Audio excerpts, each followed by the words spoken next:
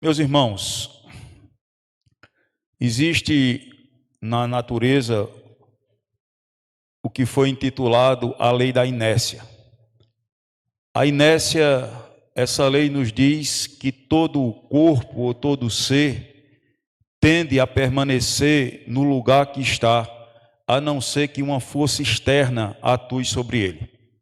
Isso é uma lei, um princípio da ciência, no qual todo corpo, todo ser, tudo que existe tende a permanecer no mesmo lugar, a não ser que alguma força, algo externo, atue sobre ele. E isso se exemplifica, por exemplo, quando alguém pega um ônibus e está em pé no ônibus, ainda se direcionando para a sua poltrona. Ao arrancar o ônibus, ele é projetado para trás. Por quê? Porque o ônibus estava parado e ele estava parado no ônibus. Ao ônibus acelerar, ele tende a permanecer parado e assim o ônibus vai para frente e ele é projetado para trás. Também, se o ônibus estiver em movimento e as cadeiras cheias e ele estiver em pé no corredor do ônibus e o ônibus está ali andando de 80, 90 km por hora, ao motorista frear, fazer a frenagem do ônibus, aquela pessoa que está no corredor, se ela estiver de mãos soltas, sem se segurar em nada, ela é lançada para frente.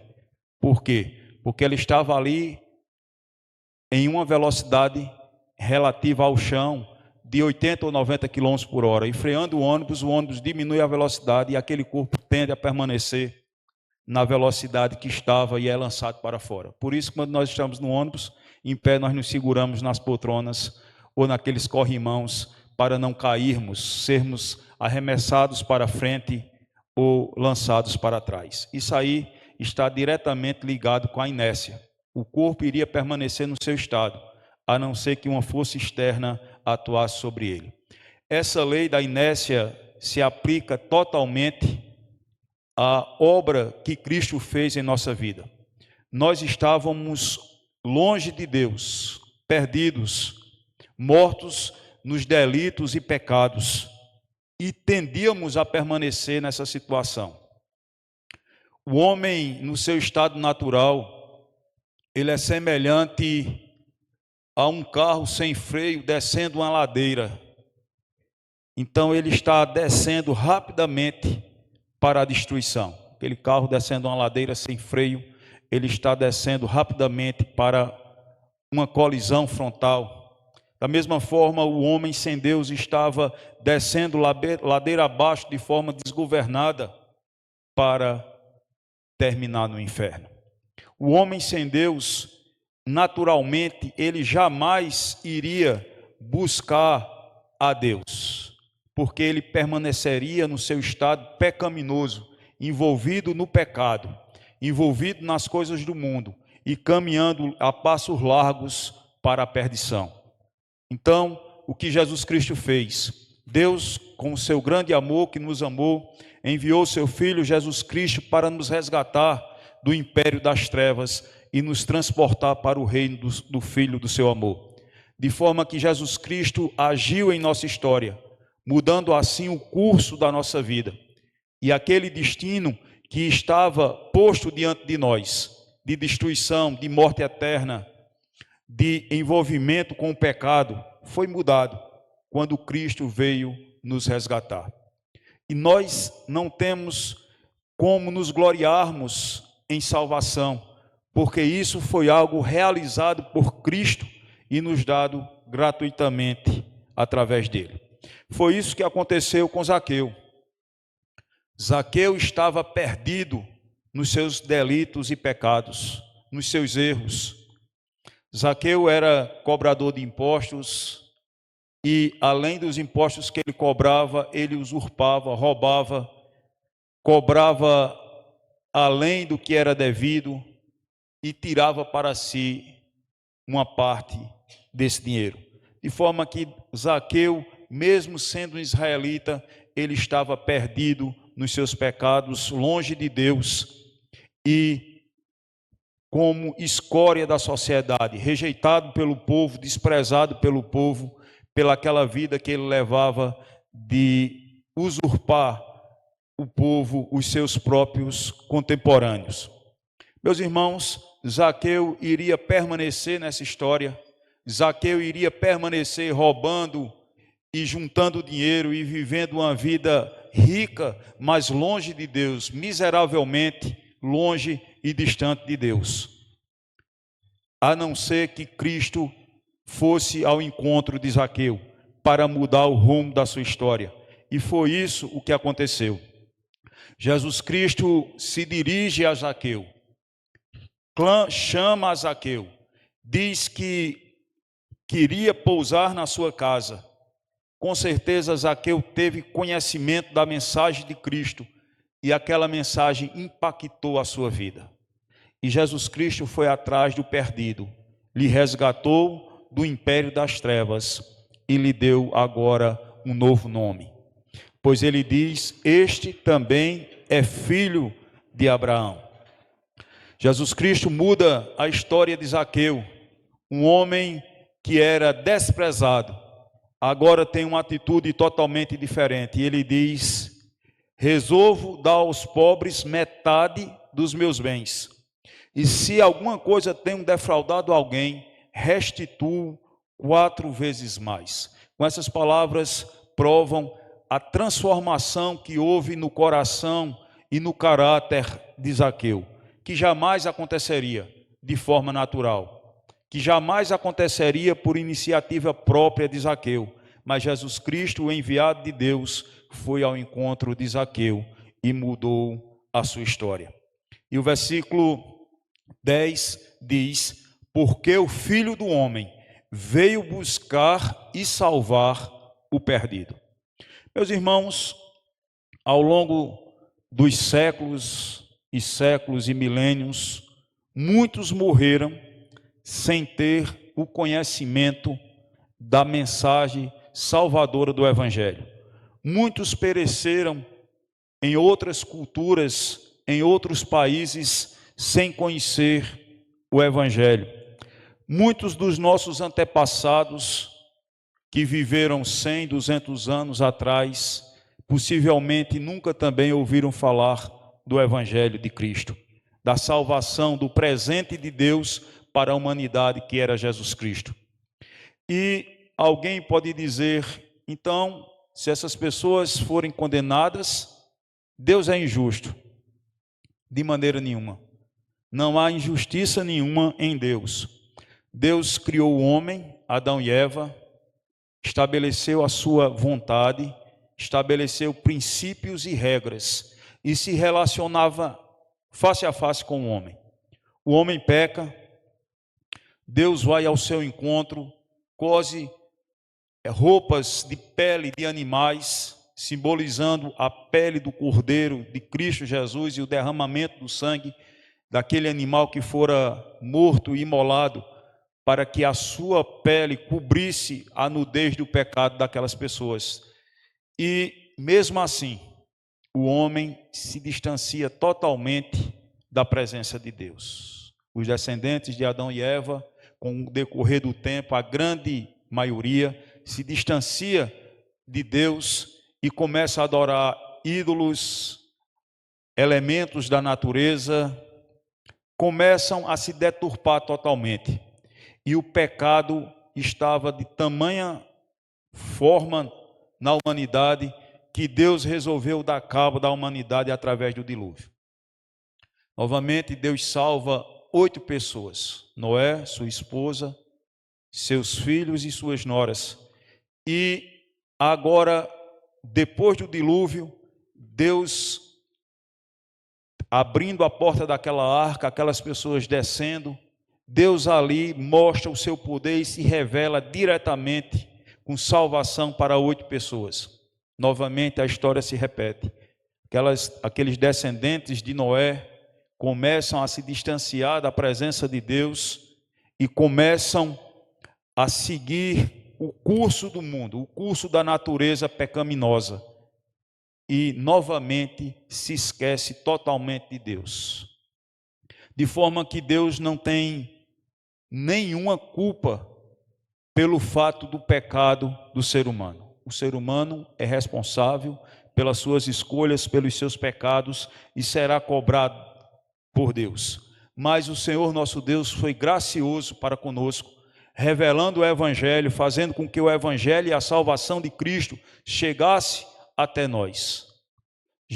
Deus foi gracioso para com a humanidade, levando Cristo a pagar o preço que ninguém poderia pagar. De forma que as pessoas são punidas pelo pecado que cometem. E Deus, sendo justo, pune o pecado. Mas em Cristo Jesus, nós temos a remissão dos pecados. E Ele veio ao nosso encontro, como também foi ao encontro de Zaqueu, veio ao seu encontro e ao meu encontro, nos resgatou das trevas e agora nos transportou para o reino do Filho do seu amor. Nos deu um novo nome, nos deu agora uma nova expectativa de vida e uma nova direção. Não mais seguindo o curso do mundo, não mais seguindo a inclinação para a morte, mas agora através de Cristo, seguindo o curso da vida eterna, caminhando para Canaã celestial, caminhando rumo a Jerusalém celestial. Por isso a Bíblia deixa claro que nós somos peregrinos nesta terra.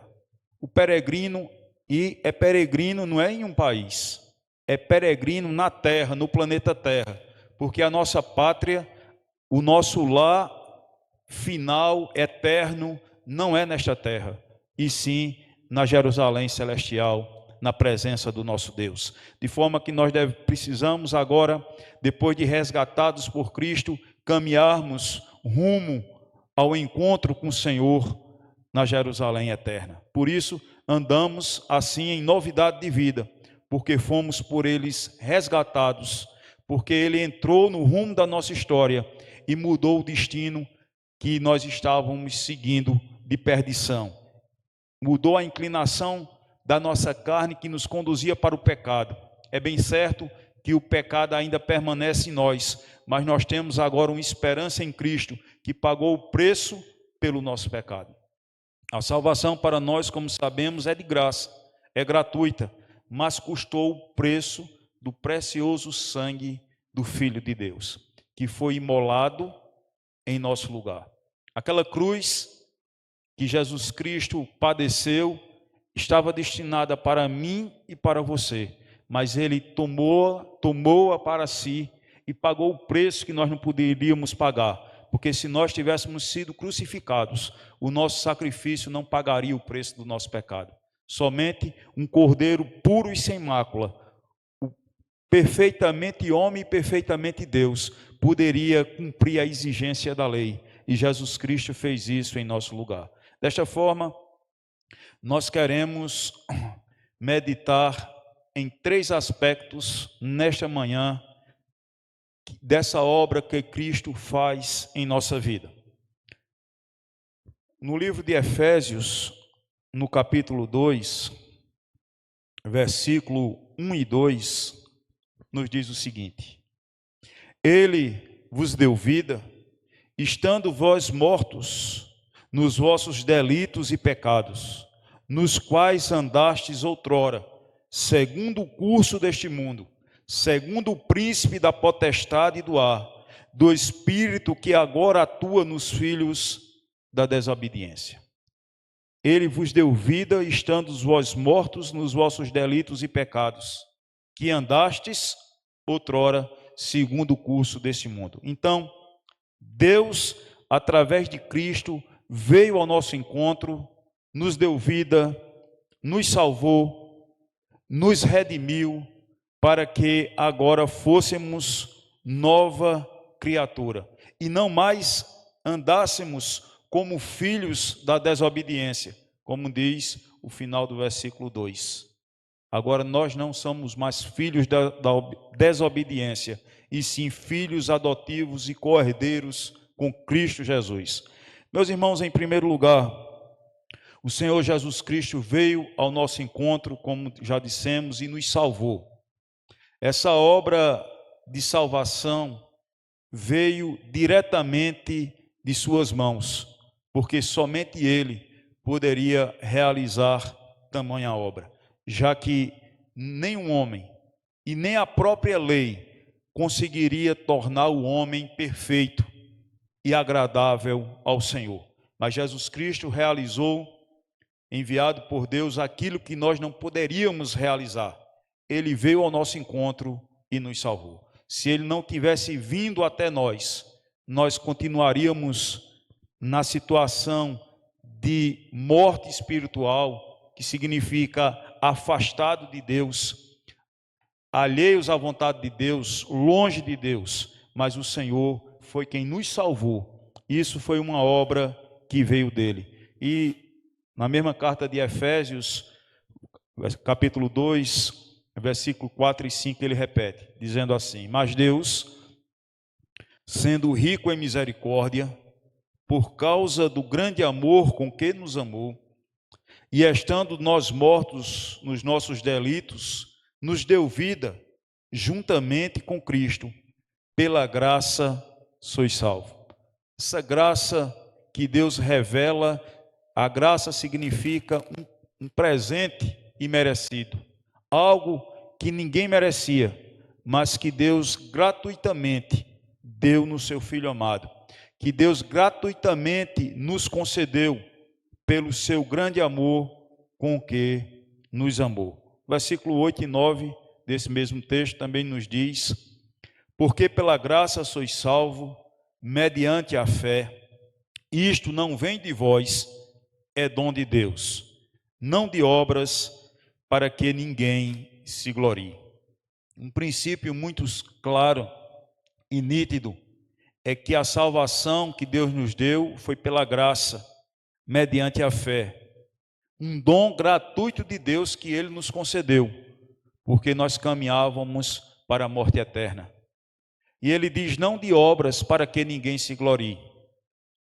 Muitos ainda pensam, de forma errônea, que por méritos próprios pode desenvolver ações e obras que lhe garantam o direito de entrar no céu. E muitas vezes quando nós perguntamos, para onde você vai depois que você morrer? E muitos respondem, se eu merecer, Deus vai me colocar em um bom lugar. Meus irmãos, se Ele fosse nos dar o que nós merecemos, nós estaríamos perdidos no inferno de fogo. Ninguém merece, não é por obras. A exemplo, o ladrão da cruz, que morreu ao lado de Jesus crucificado. Esse ladrão, as obras deles eram roubo, destruição. E ele disse, mestre, lembra-te de mim quando entrares no teu reino. E Jesus disse, ainda hoje estarás comigo no paraíso. Que obras aquele ladrão fez? Que obras o ladrão teve tempo de fazer que lhe garantisse a entrada no céu? Absolutamente nenhuma. Não de obras para que ninguém se glorie, mas gratuitamente em Cristo Jesus, mediante a fé, Ele nos resgatou e nos salvou. E fomos feitos agora nova criatura, de forma que ninguém pode se gloriar, dizendo que por méritos próprios, por merecimentos próprios, recebe alguma coisa de Deus. Quem primeiro deu a ele para depois receber? Nos pergunta Romanos. Ninguém. Quem foi que deu primeiro a Deus algo para depois dele receber? Porque por ele, por meio dele, para ele são todas as coisas. Então, Deus criou todas as coisas, criou o ser humano se afastou dos seus caminhos, foi separado da presença de Deus e ali passou a viver uma morte espiritual, a separação de Deus, e permaneceria nessa situação, permaneceria vivendo aqui no mundo sem Deus, sem expectativa, apenas iludidos nos seus pensamentos e nas suas ilusões.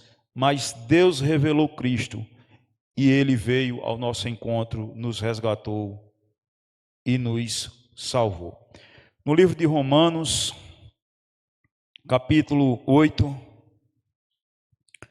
versículo 3 nos diz o seguinte: portanto, o que fora impossível à lei, no que estava enferma pela carne, isto fez Deus enviando o seu próprio Filho, em semelhança de carne pecaminosa, e no tocante ao pecado, e com efeito condenou Deus na carne o pecado. Cristo cumpriu toda a exigência da lei referente ao pecado, porque ele veio em carne, e na carne ele condenou o pecado porque não pecou. E assim ele nos empresta, nos transmite a sua justiça. E a Bíblia diz que pelas suas pisaduras nós somos curados. Nós fomos perdoados pelo sacrifício de Cristo. E quando Deus nos resgata, que olha para nós, não vê mais o Zaqueu pecador, o Alípio pecador. Ele agora vê o sangue de Cristo sobre nós, que nos redimiu, que nos perdoou. Ele agora vê a justiça de Cristo, que pagou o preço ao nosso favor. Ele é o que nos salva, ele é o que nos resgata da morte eterna, ele é o que nos dá um novo nome que está escrito no livro da vida. Ele escreveu o nosso nome no livro da vida, nos deu a salvação, nos salvou mediante o sacrifício eterno de Cristo Jesus. Mas em segundo lugar, além dele ter nos salvado, o Senhor, depois de realizar essa obra salvífica, não nos deixou órfãos, nem tampouco se esqueceu de nós. O Senhor é aquele que sustenta e nos faz perseverarmos na fé. Ele nos sustenta e nos faz perseverarmos até a sua segunda volta, ou até nos encontrarmos com Cristo, quando partirmos deste mundo. Além de nos salvar, ele preserva a nossa fé. Ele preserva a nossa vida na sua presença. A tendência do ser humano, o apóstolo Paulo diz que quão miserável homem que sou. O bem que eu desejo fazer, este eu não realizo, e o mal que eu não quero, este faço. Quem me livrará do corpo desta morte? Então, a nossa tendência da natureza humana, mesmo tendo sido salvos e perdoados, enquanto estivermos aqui neste corpo mortal, a nossa carne tende para o pecado. A nossa carne tende para o erro, pela natureza caída que nos foi transmitida por Adão e Eva.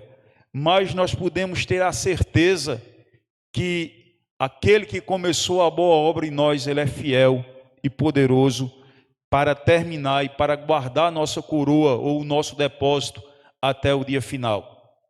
É pelo poder de Cristo que nós não somos destruídos, que nós não nos afastamos da sua presença. No Salmo 66, versículo 8 e 9, diz assim: bendizei, ó povos, o nosso Deus, fazei ouvir a sua voz, a voz do seu louvor, o que preserva com vida a nossa alma e não permite que resvalem os nossos pés. Aquele que preserva com vida a nossa alma e não permite que resvalem, que caiam os nossos pés. A tendência do ser humano, a tendência da natureza humana é a queda, é voltar ao erro, mas o Senhor faz permanecermos na sua presença. Quando lemos o Salmo escrito por Asaf, o Salmo 73, ele diz, com efeito, versículo 1, Deus é bom para com Israel e com os de coração limpo. Ele começa com esta afirmação, com esta declaração linda sobre a bondade de Deus. Aí ele agora se refere a ele no versículo 2. Veja só o que é que ele diz. Quanto a mim, porém, quase me resvalaram os pés, por pouco faltou para que se desviassem os meus passos, porque eu invejava os arrogantes ao ver a prosperidade do perverso. Asaf, um homem usado por Deus, um levita, um homem que Deus utiliza para louvar, para revelar as grandezas de Deus, que escreve os salmos contidos na Bíblia Sagrada. Ele revela: quase me resvalaram os pés, quase que eu me desviei os passos da tua presença, porque eu contemplava e invejava os arrogantes e a prosperidade dos perversos. Aí nós não vamos ler, mas ele começa a dizer várias vantagens, várias coisas que os perversos desfrutavam e nada sofria de punição inicialmente ou aparentemente. Até que ele chega no versículo 17 e diz: até que entrei no santuário de Deus e atinei com o fim deles. Então, o salmista, contemplando as circunstâncias da vida, que muitas vezes nos tentam nos conduzir para longe de Deus, ao contemplar as dificuldades que ele passava, e todos nós passamos dificuldades, não há quem não passe. Silvio Santos, que morreu há poucos dias, um dos homens mais ricos do Brasil, ele passava por dificuldades. Ele passou por sequestros dentro da sua casa. Ele passava por grandes preocupações, por doenças. Então, quer seja rico, quer seja pobre, a vida traz dificuldades, empecilhos, barreiras. E o salmista Asaf, contemplando esses problemas que adivinham sobre a vida das pessoas e analisando a sua situação de servo do Senhor e que passava por problemas e que via alguns injustos, alguns roubadores, ladrões, ricos e vivendo em plena popa, ele diz: quase que me desviaram os pés. Mas o Salmo 66 que nós lemos, versículo 8, diz que Deus não deixa nossos pés se desviarem da sua presença. E ele leva agora ao salmista para o santuário de Deus, para a casa de Deus. E ele diz: até que eu atinei para o fim deles. Deus agora abre os olhos de Asaf, e Asaf vê o final da vida daquelas pessoas, o que estava destinado para eles. Que eles seriam punidos neste mundo e seriam muito mais punidos na eternidade, onde não há volta, onde não há tempo nem possibilidade de arrependimento. E no versículo 25, ele faz uma declaração de fé. Veja o que é que ele diz, Salmo 73, 25. Quem mais tenho eu no céu? Não há outro em quem eu me compraza na terra. Ele chega no santuário de Deus, contempla as maravilhas de Deus, vê que aquelas pessoas não estão entre os filhos, os que foram salvos pelo Senhor, entre aqueles que tiveram o seu nome escrito no livro da vida, não estava no grupo daqueles salvos que estariam para sempre com o Senhor eternamente na Jerusalém celestial. E ele diz: quem tenho mais eu no céu? Não há outro em quem eu me compraza na terra. E com isso ele está dizendo: não há outro em quem eu me compraza na terra senão em Deus. Quer seja pobre, quer seja rico. O meu maior tesouro nesta terra é o Senhor da glória. É a salvação. É a palavra de Deus que Ele fez morar em meu coração e viver por ela. De forma que quando o servo do Senhor vive baseado na palavra do Senhor, ele tem o seu maior tesouro nos céus, quer seja pobre, quer seja rico. Jesus Cristo disse: louco, hoje te pedirão a tua alma, e o que tens preparado, para quem será? Outro texto, Jesus Cristo diz: o que daria o homem em troca da sua alma? que daria o homem em troca da sua alma? Se ele pudesse comprar, era muito fácil, né? Os homens ricos da terra comprariam a sua salvação. Mas a salvação de maneira nenhuma pode ser comprada. A salvação é dada gratuitamente por Deus, quando o seu Filho amado vem ao nosso encontro e nos resgata das trevas. Mas também o Senhor nosso Deus é aquele que nos sustenta e nos faz perseverarmos na sua palavra. Meu irmão, ninguém pode nos tirar das mãos do Senhor. Ninguém, nada. A Bíblia diz: quem nos separará do amor de Cristo? Será tribulação, angústia, perseguição, fome, nudez, perigo ou espada?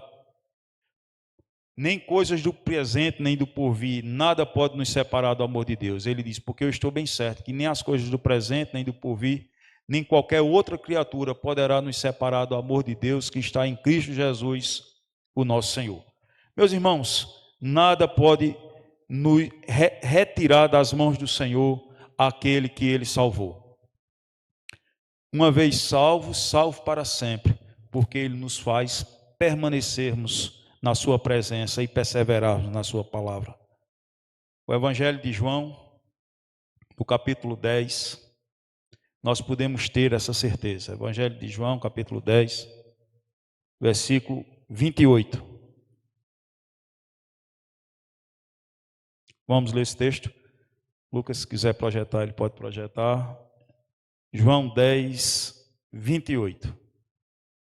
Diz assim: todos: eu lhes dou a vida eterna, jamais perecerão, ninguém as arrebatará da minha mão. Então, nada pode nos arrebatar das mãos de Cristo. Jesus é aquele que nos salvou e é aquele que nos sustenta e nos faz perseverarmos na sua palavra. Mesmo quando a nossa natureza nos inclina para o mal, o Senhor mantém os nossos passos firmes, abre os nossos olhos. A Bíblia diz que não veio nenhuma provação que não fosse humana, mas Deus é fiel e juntamente com a provação providencia o escape para que possamos suportar. De forma que o Senhor é aquele que nos sustenta, é aquele que nos faz perseverarmos na sua palavra. O apóstolo Paulo diz que o amor de Cristo nos constrange a servi-lo. Agora, esse amor de Cristo que nos salvou, que nos redimiu, é tão grande, que nos faz com que perseveremos na sua presença, que nos faz com que nos apeguemos a Ele e não sigamos o curso da vontade da carne. Então, o Senhor, em primeiro lugar, é aquele que veio ao nosso encontro e nos salvou. Em segundo lugar, é aquele que nos sustenta na sua palavra, na sua presença, para não cairmos e nos faz perseverarmos. É certo que o servo de Deus pode pecar. Isso é uma realidade. A Bíblia diz que o justo cairá 7 vezes e não ficará prostrado, porque o Senhor é poderoso para o erguer. Então, diz também a palavra do Senhor que o cair é do homem, mas o levantar é de Deus. Nós podemos cair em algum pecado, tropeçarmos, mas o Senhor nos ergue. Agora, aquele que cai e fica prostrado, entregue ao mundo e ao pecado, com certeza, esse carece de ser regenerado por Cristo, porque o Senhor é aquele que nos salva e aquele que nos preserva na sua presença. Mas em terceiro e último lugar, além de nos salvar, além de sustentar a nossa fé, ser a âncora da nossa alma, o penhor da nossa salvação, o Espírito Santo é o penhor, é a garantia da nossa remissão, da nossa salvação em Cristo. Ele é aquele que nos recebe na glória. O próprio Cristo nos recebe na glória celestial. Salmo, voltando para o Salmo de Asaf, 73. Veja só o que é que diz, versículo 13 e 17. Pode projetar, Lucas. Salmo 73, 13.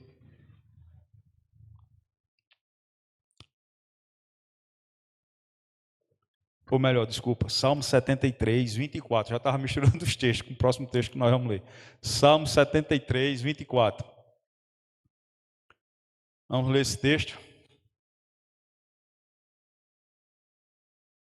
Para aí, para ver se eu não botei errado aqui. É isso mesmo? Muito bem, é isso. Eu estava olhando aqui para outro versículo. Vamos ler? Tu me guias com o teu conselho e depois me recebes na glória.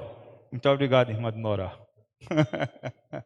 Tu me guias com o teu conselho e depois me recebes na glória.